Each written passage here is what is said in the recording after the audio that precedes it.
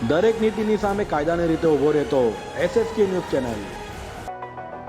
2012ના વર્ષમાં સચિનના ખરવાસા વાંજ ગામમાં મોડી રાત્રે એક સોસાયટીમાં ઘૂસી પથ્થરમારો મારી ફાયરિંગ કરી લોકોમાં ડરનો માહોલ રચાવી લાખો રૂપિયાની લૂંટ કરી હતી। તેના આરોપીઓ અગાઉ પકડાઈ ગયા હતા, જ્યારે મુખ્ય આરોપી ભાગતો ફરતો હોય DCB પોલીસે તેને પણ ઝડપી પાડ્યો છે।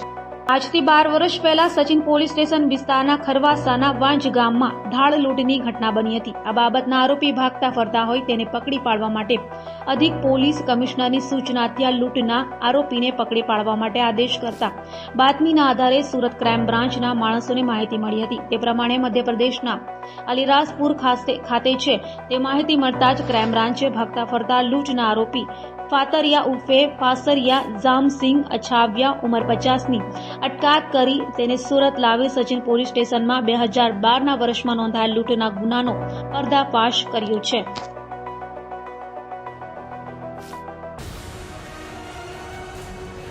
દરેક નીતિની સામે કાયદાની રીતે ઊભો રહેતો SSK ન્યૂઝ ચેનલ।